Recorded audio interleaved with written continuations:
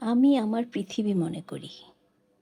কে ছেড়ে গেল, কে উপেক্ষা করল, কে আড়ালে অপবাদ দিল, এসব নিয়ে ভাবার সময় এখন নেই।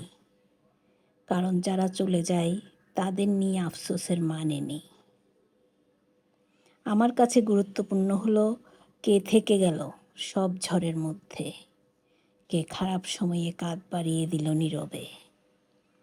যে মানুষ ভালো দিনে যেমন, খারাপ দিনেও তেমন, সেই মানুষটাকেই আমি আপন বলি। জীবনে অনেকে আসে অভিনয়ে, কিন্তু অল্প কজন থাকে নিঃস্বার্থ সত্তায়। সে অল্প মানুষগুলোকেই আমি আমার পৃথিবী মনে করি। আমি আমার পৃথিবী মনে করি মাহবুব সর্দার সবুজ। এয়ার ফ্রায়ারে মাছ ভাজি করে মাছ রান্না করতেছি।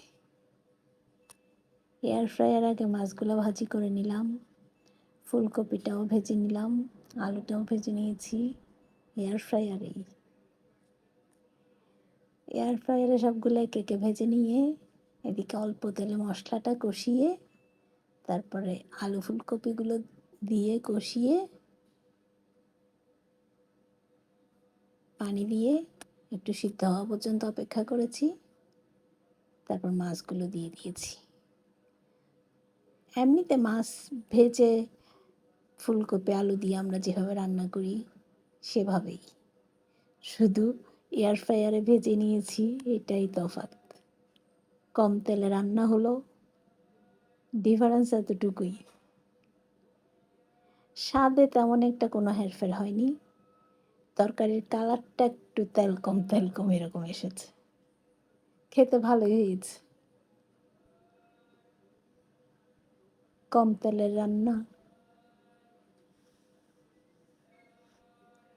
ভালো। কম তেলে যদি এভাবে রান্না হয় আর খেতেও যদি ভালো হয় তাহলে তো ভালোই, তাই না? এই তো রান্না হয়ে গেল আলু ফুলকপি দিয়ে, রুই মাছ দিয়ে।